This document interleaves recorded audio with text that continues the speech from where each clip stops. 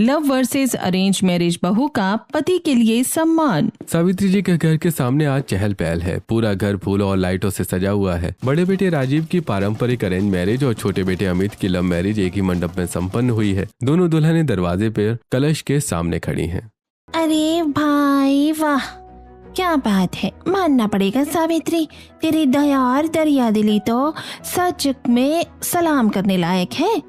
हम तो शुरू से सुनते आए हैं कि एक मयान में दो तलवारें कभी रह ही नहीं सकती, पर तेरे इस एक ही घर में दो बिल्कुल अलग अलग तरीके की बहुएं आ रही हैं।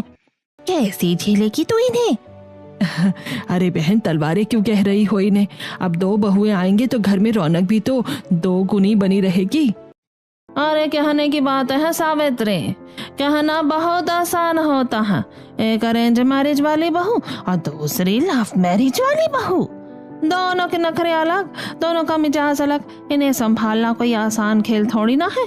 अरे भैया तौबा तौबा, भगवान बचाए, हम तो ऐसी आफत से 4 कदम दूर ही रहते हैं। अरे चाची, आप हमेशा फालतू की बातें लेकर क्यों बैठ जाती हो? कोई आफत वाफत नहीं आने वाली हमारे घर में।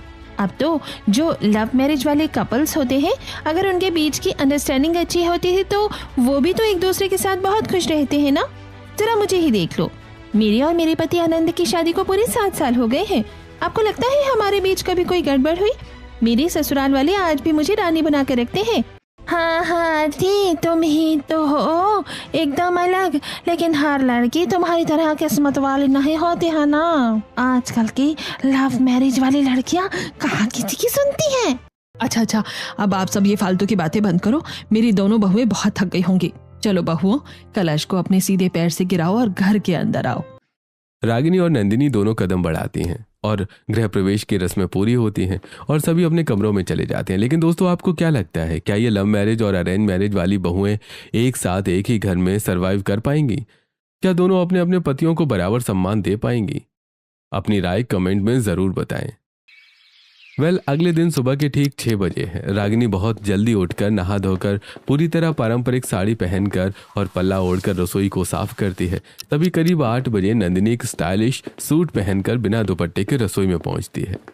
प्रणाम मम्मी जी, बताइए, आज पहली रसोई की रस्म है तो खाने में सबसे पहले मीठे में क्या बनाना है? जैसा आप कहेंगे मैं वैसा ही तैयार कर दूंगी। गुड मॉर्निंग मम्मी जी। हाय रागिनी भाभी, तुम इतनी जल्दी भी उठ गई? हाँ मम्मी जी, बताइए ना क्या बनाना है। मैं तो किचन का काम देखने के लिए बहुत ज्यादा एक्साइटेड हूँ। खुश रहो बेटियों, सदा सुहागन रहो। देखो, तुम दोनों जो भी तुम्हारा मन हो वो करो, वही बना भी लो। आखिर तुम्हारी पहली रसोई है, मैं तुम पर कोई दबाव नहीं डालना चाहती। जो तुम्हें आसान और अच्छा लगे वो शुरू करो। मम्मी जी, इन्हें मेरा मतलब है राजीव जी को केसर वाली खीर बहुत पसंद है, तो क्या मैं उनके लिए केसर वाली खीर बना लूं? हाँ बेटा, बिल्कुल। अगर राजीव को खीर पसंद है तो आराम से वही बनाओ। वैसे भी पति के दिल का रास्ता पेट से गुजरता है। और छोटी बहू, तुम भी अमित की पसंद का कुछ मीठा देख लो। जैसे मूंग की दाल का हलवा अमित को बहुत पसंद है, वो बना लो। अरे मम्मी जी, बिल्कुल नहीं। छी, अमित की पसंद का क्या बनाना?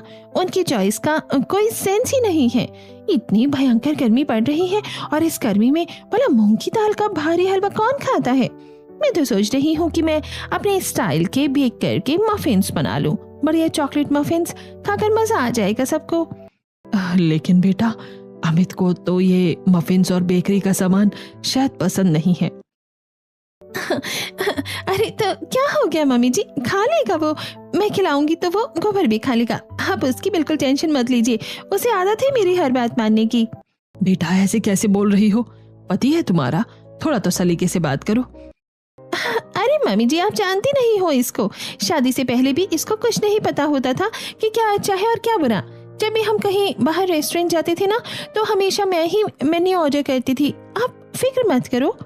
हे भगवान, ये कैसी बातें कर रही है अपने पति के बारे में? इसमें तो जरा भी लिहाज नहीं है, ऊपर से बोलना।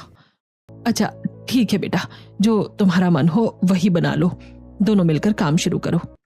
दोनों लव मैरिज वाली और अरेंज मैरिज वाली बहू मिलकर सुबह का नाश्ता और खाना तैयार करती हैं। दोपहर में राजीव और अमित दोनों ऑफिस का जरूरी काम निपटा कर घर लौटते हैं। डाइनिंग टेबल पर पूड़ी, कचौड़ी, सब्जी और मीठा सज चुका है। पूरा परिवार एक साथ डाइनिंग टेबल पर बैठता है। अरे वाह माँ, आज तो घर में घुसते ही खुशबू बहुत बढ़िया आ रही है। पूड़ी कचौड़ी रायता आज तो लगता है जमकर दावत होने वाली है। देख राजीव, तेरी पसंद की खास केसर वाली खीर बनाई है रागिनी ने। सुबह से बेचारी मेहनत कर रही थी। अरे वाह माँ, मैं तो सच में बहुत खुश हो गया। थैंक यू रागिनी, तुमने मेरे लिए इतनी मेहनत की।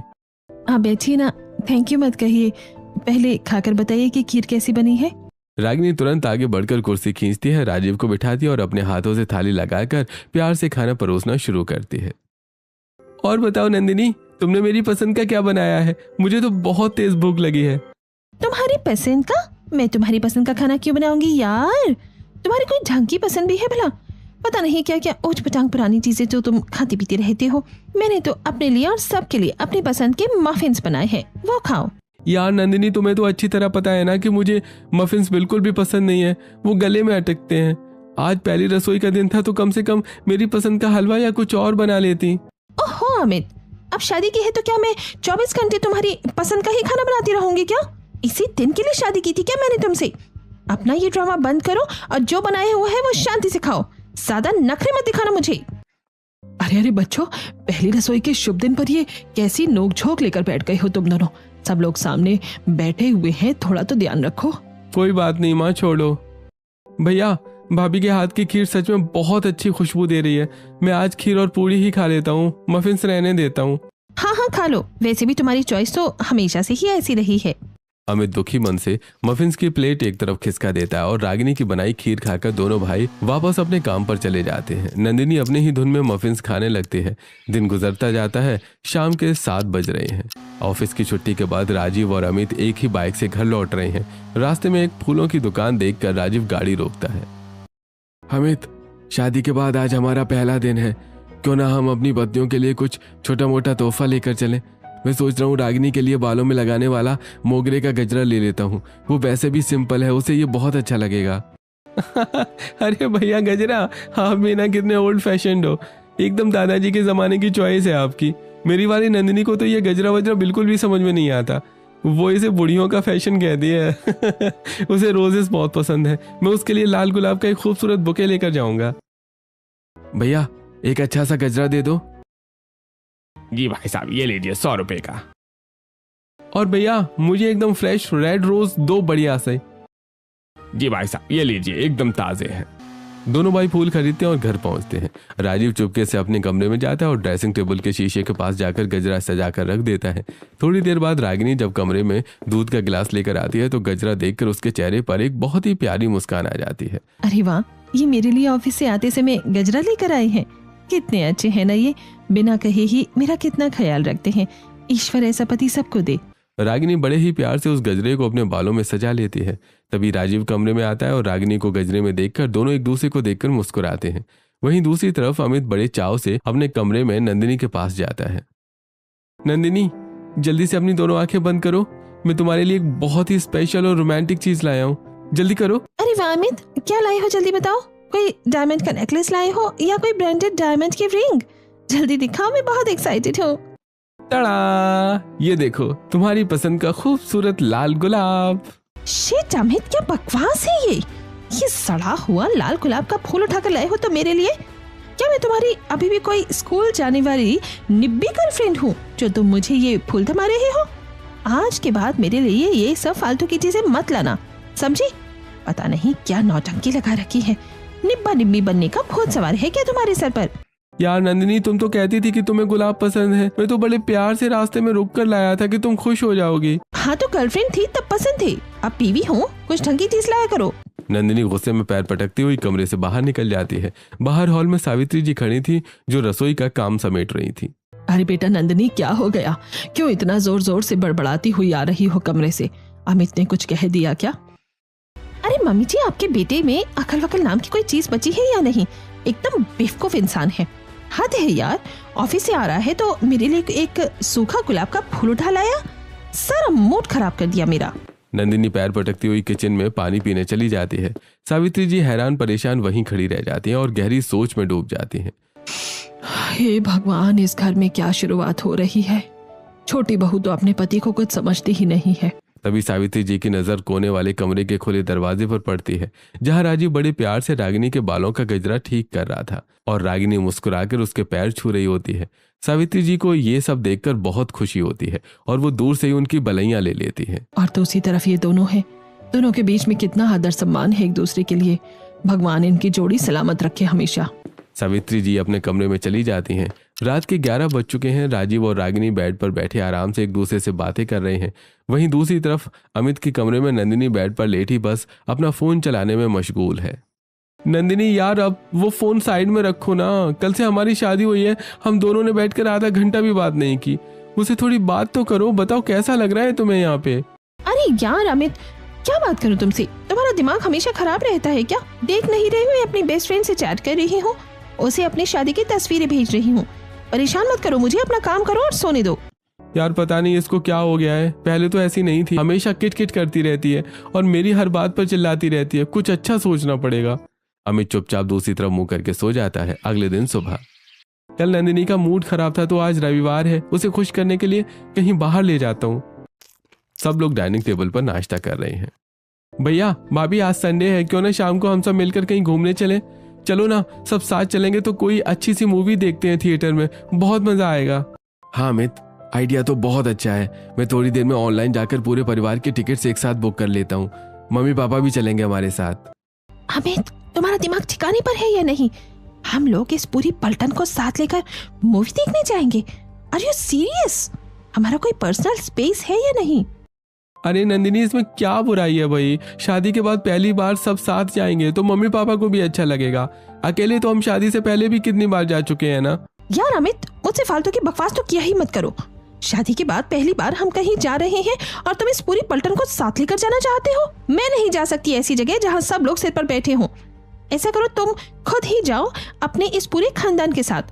मैं नहीं जा रही कोई मूवी देखने, मेरा मूड खराब मत करो। नंदिनी की बात सुनकर ससुर जी अखबार नीचे रख देते हैं और सावित्री जी का चेहरा उतर जाता है। पूरा परिवार शर्मिंदा महसूस करने लगता है। अरे कोई बात नहीं अमित, तुम दोनों अकेले चले जाओ। रागिनी, तुम्हें तो कोई दिक्कत नहीं है ना? नहीं, मुझे भला क्या दिक्कत होगी? वैसे भी मुझे असली मजा परिवार के साथ आता है। तो अमित और नंदिनी को अकेले जाने देते हैं, हम सब साथ मजे करते हैं। ठीक है नंदिनी, तुम गुस्सा मत करो। मैं सिर्फ हम दोनों की टिकट बुक कर लेता हूँ। हम दोनों अलग मॉल में चलेंगे, तुम खुश रहो। हाँ, और सुनो, अपनी तरह घटिया चॉइस मत लगा देना वहाँ भी कि किसी सस्ते थिएटर की टिकट बुक कर लो। मेरी चॉइस की प्लैटिनम सीट बुक करना, वो भी कॉस्मोस मॉल में, समझ गए? मैं नॉर्मल क्लास में बैठकर फिल्म नहीं देख सकती। नंदिनी इतना बोलकर कुर्सी से उठती है और पैर पटकती हुई वापस अपने कमरे में चली जाती है। अमित शर्मिंदगी से सबके सामने सिर झुकाए बैठा रहता है। वहीं रागिनी, राजीव और पूरे परिवार के साथ मूवी जाती है। धीरे धीरे शादी को एक हफ्ता बीत चुका है। एक शाम बारिश होने की वजह से पूरा परिवार हॉल में चटाई बिछाकर ताश खेल रहा है। खेल खेल में अमित एक गलत पत्ता फेंक देता है और बाजी हार जाता है। अरे भाभी देखो इसे, जरा अपने इस देवर को देखो। आपको पता है इसके अंदर तो बिल्कुल भी अक्ल नहीं है, कोई सिविक सेंस नाम की चीज ही नहीं है इसमें। ये शादी से पहले भी जब हमारे दोस्तों के साथ खेलता था तब भी ऐसे ही बुद्धू जैसी हरकतें करता था। अगर मैं इसके साथ ना रहूं ना तो ये अपनी बैंड ही बजवा ले। पता नहीं यार अमित, तुम इतने बड़े बेवकूफ कैसे हो सकते हो? कोई बच्चा भी ये पत्ता नहीं फेंकता। यार नंदिनी, थोड़ा तो देखो, सब बैठे हैं, कैसे बात कर रही हो? अरे तो तुम्हारी हरकतें ही ऐसी हैं, कोई भी मजाक बना देगा, पागल कहीं के। अमित का चेहरा सबके सामने बिल्कुल उतर जाता है। वो ताश के पत्ते नीचे रख देता है और खेल वापस शुरू होता है। तभी अबे यार शिट, अब तो मैं गया। क्या ही पत्ते आ गए यार। मेरे होते हुए ये कैसे हार सकते हैं? रागिनी सबकी नजरें बचाकर चुपके से अपना अच्छा पत्ता राजीव के पत्ते से बदल देती है और राजीव को जिता देती है। राजीव रागिनी की इस समझदारी को देखकर दिल से मुस्कुराता है। Thank you. अगले दिन सोमवार की सुबह है। दोनों भाई ऑफिस जाने के लिए तैयार हो रहे होते हैं। अमित जल्दी जल्दी से अपनी शर्ट के बटन ऊपर नीचे लगा लेता है। तभी नंदिनी कमरे में आती है और अरे यार अमित, तुमसे ज्यादा बेवकूफ और जाहिल इंसान मैंने अपनी लाइफ में कहीं नहीं देखा। ये देखो अपनी हालत कैसी नमूनों जैसी बना रखी है। कैसे पागल लग रही हो तुम। कपड़े पहनने का भी ढंग नहीं सिखाया क्या किसी ने? अरे नंदिनी प्लीज यार, थोड़ा धीरे बोलो ना। बाहर हॉल में मम्मी पापा बैठे हैं, आरती दीदी भी आई हुई हैं, सबको आवाज आ रही होगी। अरे धीरे क्यों बोलूं मैं? कोई चोरी की है क्या मैंने? तुम्हारी हरकतें ही ऐसी पागलों जैसी हैं। ड्रेसिंग सेंस नाम की तो कोई चीज ही नहीं है तुम में। यार मुझे तो अब समझ आ रहा है कि कहीं मैंने तुमसे लव मैरिज करके अपनी लाइफ ही सबसे बड़ी गलती तो नहीं कर दी है। पता नहीं कैसे मैं तुम्हारे साथ इतने साल रिलेशनशिप में रह चुकी हूँ। मुझे तो अपनी चॉइस पर तरस आ रहा है। तभी आरती कमरे के पास से गुजर रही होती है और इतने तेज चिल्लाने की आवाज सुनकर हैरान होकर अंदर आ जाती है। अरे भाभी क्या हुआ? सुबह सुबह क्यों इतना जोर जोर से चिल्ला रही हो? पूरे घर में आवाज गूंज रही है। अरे देखो आरती, अपने इस भाई को, बेवकूफ जाहिल इंसान कहेगा, शर्ट के बटन भी ढंग से नहीं लगा सकता। ऐसी ऐसी हरकतें करता है और ऊपर से मुझे बोल रहा है कि तेज मत बोलो, जैसे मैं इसकी गुलाम हूँ। अच्छा लेकिन नंदिनी, जो भी हो, कमरे की बातें कमरे तक रखा करो, धीरे बोला करो। आरती नंदिनी को समझाकर चली जाती है। तभी हद है यार, मेरा पति है, मैं जो चाहूंगी वो बोलूंगी, मेरा हक है इस पर, तो मैं कभी भी चिल्ला सकती हूँ, क्या ही फर्क पड़ता है। नंदिनी अपना चिल्लाना जारी रखती है, जबकि बाहर हॉल में सावित्री जी सब सुन रही थी और उनकी आंखों में आंसू आ जाते हैं। देख रहे हो जी, इन दोनों में प्यार तो दिखता है, लेकिन इनके बीच आपस में सम्मान बिल्कुल भी नहीं है। और जिस रिश्ते में पति का सम्मान खत्म हो, वो रिश्ता ज्यादा दिन कैसे टिकेगा। एक तरफ घर में लव मैरिज वाली बहू के कमरे का ये हाल था, तो वहीं अरेंज मैरिज वाली बहू के कमरे में, अरे यार एन वक्त पर इस शर्ट का सबसे जरूरी बटन ही टूट गया। आज तो ऑफिस के लिए पक्का लेट हो जाऊंगा। सुई धागा कहाँ रखा है अब? इतना परेशान क्यों हो रही हैं आप? ये लीजिए आपकी शर्ट, बटन बिल्कुल सलीके से टाक दिया है मैंने। अरे मैं तो अभी ढूंढ ही रहा था, तुमने इतनी जल्दी लगा भी दिया। Thank you so much Ragini, वरना आज बॉस से बहुत डांट पड़ती। थैंक यू क्यों कह रहे हैं आप? ये तो मेरा फर्ज है ना, आपके सारे काम समय पर पूरे हों और चेहरे पर ये मुस्कान रहे, यही तो मेरा सबसे बड़ा सुख है। तो दोस्तों, नंदिनी अपने पति अमित के साथ जो व्यवहार सबके सामने कर रही है, क्या आपको लगता है कि हर लव मैरिज में ऐसा ही होता है? और क्या हर अरेंज मैरिज कपल राजीव और रागिनी की तरह एक दूसरे का इतना सम्मान करते हैं? हमें कमेंट में अपनी राय जरूर बताइएगा। घर में आज सत्यनारायण भगवान की पूजा है, इसलिए दूर के कुछ रिश्तेदार, बुआ और मौसी आई हुई हैं। शाम को अमित और राजीव ऑफिस से लौटते वक्त घर के लिए चाट और पकौड़ी का सामान पैक करवा कर लाते हैं, लेकिन अमित जल्दी जल्दी में भूल जाता है कि आज घर में शुद्ध पूजा है और वो चाट में प्याज डलवा लाता है। अरे यार अमित, तुम सच में महामूर्ख हो। तुम्हारे दिमाग का स्क्रू ढीला है क्या? सुबह चिल्ला चिल्ला कर कहा था कि आज पूजा है, प्याज मत लाना, पर तुम्हारे इस छोटे से दिमाग में कोई बात घुसती ही नहीं है। नंदिनी, वो जल्दी जल्दी में दुकानदार ने डाल दिया। मौसी जी बैठी हैं, प्लीज। क्या प्लीज? शादी से पहले भी तुम ऐसे ही ड्रामे करते थे। मौसी जी, ये बंदा इतना बेवकूफ है कि इसके हाथ से हमेशा गोबर ही होता है। पता नहीं आप लोग इसे कैसे झेल रहे थे। मैं तो परेशान हो गई हूँ। वो तो मेरा दिल आ गया था, वरना मैं इस जैसे लड़के से शादी कतई नहीं करती। अरे सावित्री, अरे तेरी छोटी बहू तो अमित को बड़ी खरी खरी सुनाती है। हाँ? वैसे सच में अमित में तो अकल ही नहीं है। और ये राजीव, रागिनी बहू, राजीव के सर पर तो अभी से गिने चुने बाल बचे हैं, थोड़े दिन में पूरे टकले हो जाएंगे। तुम्हें कभी ऐसा नहीं लगता है कि क्या तुम्हारे पति कम और तुम्हारे बाप ज्यादा लगता है? जरा अपनी जोड़ी तो देखो। राजीव मौसी जी की बात सुनकर नजरें झुका लेता है और उदास होकर चुपचाप सोफे पर खिसक जाता है। तभी मौसी जी, आप हमारी बड़ी हैं, आदरणीय हैं, पर ऐसी बातें शोभा नहीं देती आपको। ये मेरे पति हैं और एक सुहागन औरत की पहचान उसके साजो श्रृंगार, उसकी बिंदिया और सिंदूर सब उसके पति से ही होता है। अरे मैं तो मजाक। अगर ये नहीं होंगे तो मेरा ये अस्तित्व किस काम का मौसी जी? मेरे लिए तो ये दुनिया के सबसे सुंदर और देवता समान इंसान हैं। इनके बालों से या उम्र से मेरी नजरों में इनका सम्मान रत्ती भर भी कम नहीं होता। रागिनी की बात सुनकर मौसी का मुंह बिल्कुल बंद हो जाता है और वो बगलें झांकने लगती हैं। सत्यनारायण जी की पूजा के बाद घर वाले दोनों कपल्स को थोड़ा वक्त बिताने के लिए शिमला घूमने भेजते हैं। चारों एक खूबसूरत हिल स्टेशन पर पहुंचते हैं। सुबह के समय बर्फबारी देखने के लिए दोनों कपल्स वादियों में घूम रहे थे। अमित अपनी धुन में कैमरे से फोटो खींचते हुए आगे चल रहा होता है और अनजाने में उसका ध्यान नहीं रहता कि नंदिनी पीछे रह गई है और वो उसका हाथ पकड़ना भूल जाता है। अमित, रुको वहीं के वहीं। अंधे हो गए क्या तुम? तुम्हें दिखाई नहीं दे रहा कि मैं कितनी पीछे रह गई हूँ और तुम अकेले अकेले आगे आगे भागे जा रहे हो। हाथ पकड़कर नहीं चल सकते थे मेरा? कोई तमीज है या नहीं तुम में? ओहो सॉरी नंदिनी, वो बर्फ देखकर मेरा ध्यान थोड़ा भटक गया था। अरे गुस्सा मत करो यार, आओ मैं तुम्हारा इस वाइट बैकग्राउंड में एक बहुत अच्छा सा फोटो क्लिक कर देता हूँ। यहाँ आओ, स्माइल करो। अमित नंदिनी की फोटो लेता है। उसके बाद लो दिखाओ। शिट अमित, इतनी घटिया और बकवास फोटो खींची है मेरी, पूरी फोटो धुंधली है। कोई अकल है तुम्हें या सब बिछ खाई है? अरे वो धूप की चमक से। शिट यार, तुम किसी काम की नहीं हो, एकदम यूजलेस और डम्ब इंसान हो। सबके सामने मेरा मूड खराब कर दिया। तभी आसपास के लोग देखने लगते हैं। अमित की आंखों से आंसू बहने लगते हैं। नंदिनी, सबके सामने थप्पड़। हाँ थप्पड़। चलो अब चुपचाप होटल के कमरे में चलो, रोना बंद करो। सॉरी नंदिनी, मुझसे गलती हो गई। मैं दोबारा अच्छी फोटो खींच दूंगा, पर प्लीज मान जाओ ना, बाहर सबके सामने इस तरह मत मारा करो। मेरी भी कोई इज्जत है यार, सब लोग मुझे देख रहे थे, मुझे बहुत रोना आ रहा है। दूर हटो मुझसे, अपनी ये शक्ल मत दिखाओ। तुम बस सीधे खड़े रहो और मैं जो कहती हूँ वो चुपचाप सुना करो। तुम्हें मेरी सारी बातें माननी पड़ेंगी, समझे? सादा अपनी अकल चलाने की कोई जरूरत नहीं है तुम्हें, अपनी औकात में रहा करो।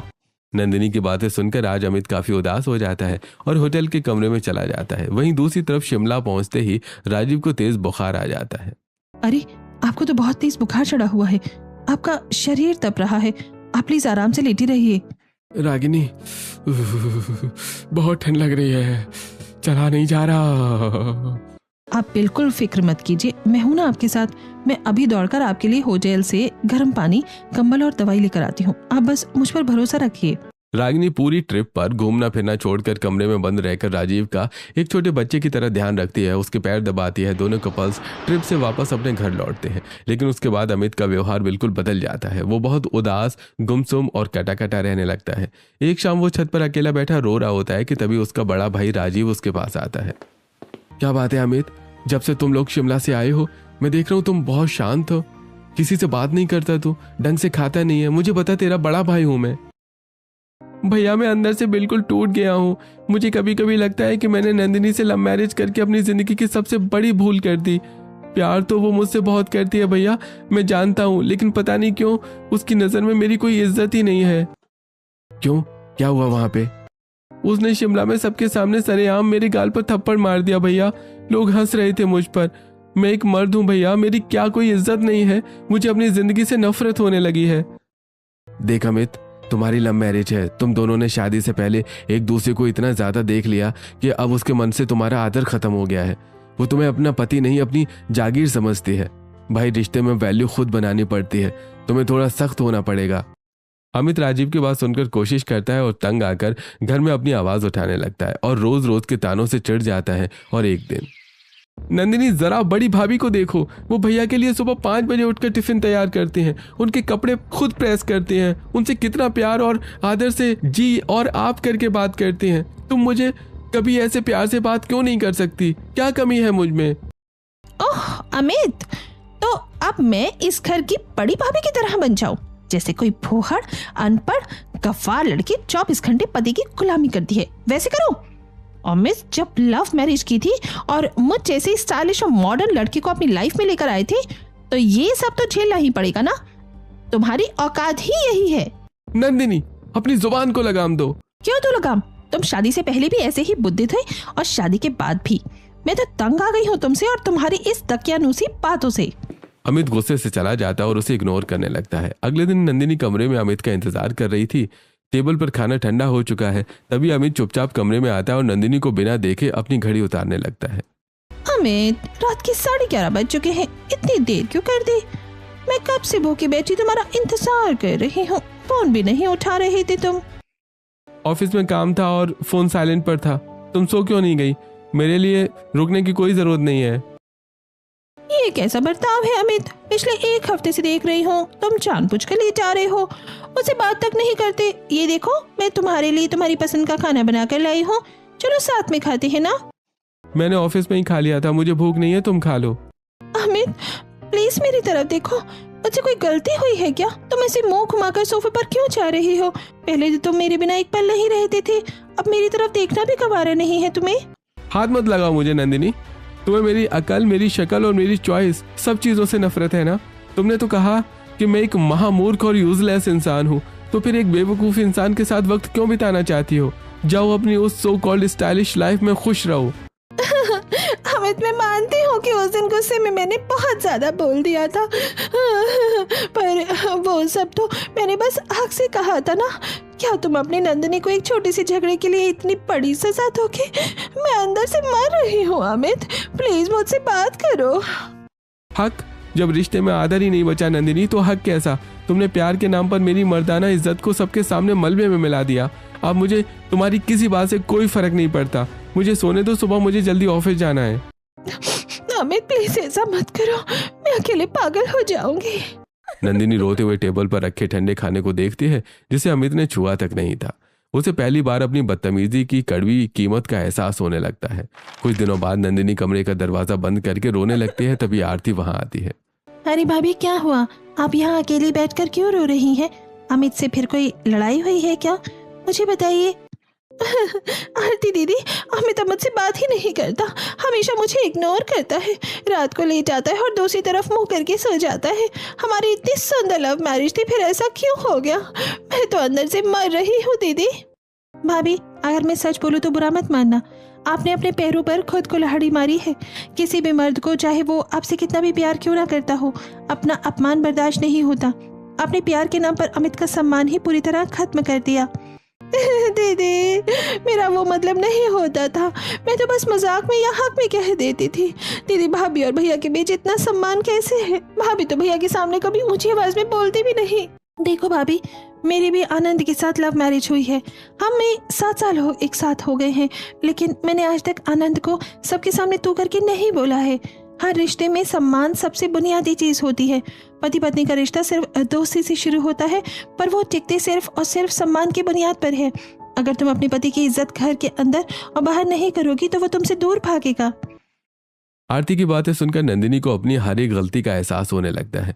उस दिन के बाद से नंदिनी अब अमित पर चिल्लाती नहीं है। वो सुबह जल्दी उठकर रागिनी के साथ रसोई संभालती है। रात को जब अमित थका हारा ऑफिस से लेट आता है तो नंदिनी कमरे को साफ रखती है और उसके लिए अपने हाथों से गर्मा गर्म खाना परोसती है।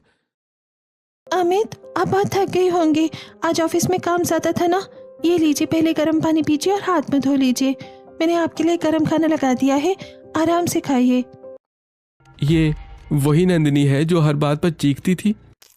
अमित बिना कुछ बोले चुपचाप खाना खाने लगता है। अगले कुछ दिनों तक नंदिनी लगातार अमित का पूरा ध्यान रखती है। एक शाम दोनों घर के पास वाले पार्क में वॉक करने जाते हैं। चलते चलते पैर एक बड़े पत्थर से टकरा जाता है। वो गिरने ही वाला होता है कि नंदिनी उसका हाथ कसकर थाम लेती है।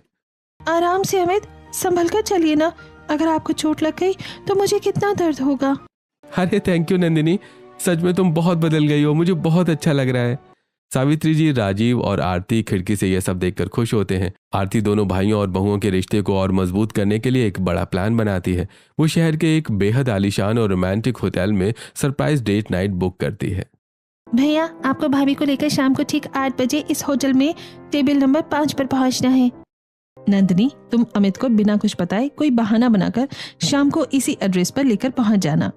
शाम के ठीक 8 बजे हैं। उस खूबसूरत मोमबत्तियों से सजे हुए रेस्टोरेंट में चारों एक साथ इकट्ठा होते हैं। राजीव, रागिनी और अमित, नंदिनी जब एक दूसरे को आमने सामने से देखते हैं तो सबके होश उड़ जाते हैं। अरे भैया, आप और बड़ी भाभी यहाँ इस रोमांटिक जगह पर, और वो भी बिना बताए, ये क्या चक्कर है? भाई ये चक्कर आरती का है। उन्होंने ही हम दोनों कपल्स के लिए ये सरप्राइज प्लान किया है ताकि हमारे बीच की दुनिया हमेशा के लिए खत्म हो जाए। सब लोग टेबल पर बैठते हैं। तभी नंदिनी अपनी कुर्सी से खड़ी होती है। उसकी आंखों में आंसू हैं। अमित, भैया और भाभी के सामने आज मैं अपने पूरे दिल से तुमसे माफी मांगना चाहती हूँ। मेरे प्यार के घमंड में हमेशा तुम्हारा अनादर किया, तुम्हारी पसंद को घटिया कहा और सबके सामने तुम्हारी बेइज्जती की, यहाँ तक कि शिमला में तुम पर हाथ भी उठाया था। मैं बहुत बुरी बीवी थी अमित, पर भाभी और आरती दीदी ने मुझे सिखाया कि पति का सम्मान क्या होता है। प्लीज अमित, मुझे माफ कर दो। मैं वादा करती हूँ आज के बाद मैं हमेशा तुम्हारी इज्जत करूंगी। पगली, रोना बंद करो। अब मैंने तुम्हें उसी दिन माफ कर दिया था जिस दिन तुमने मेरा हाथ थामा था। मुझे तुम्हारी मॉडर्न चॉइस से कोई दिक्कत नहीं थी। मुझे बस अपनी बीवी की आंखों में अपने लिए थोड़ा सा सम्मान चाहिए था। तो दोस्तों, अब आप लोग हमें कमेंट सेक्शन में अपनी राय जरूर लिखकर बताएं कि क्या वाकई किसी भी रिश्ते में प्यार से भी ज्यादा सम्मान की जरूरत होती है, और आपके हिसाब से पति पत्नी के रिश्ते की असली और मजबूत बुनियाद क्या होनी चाहिए।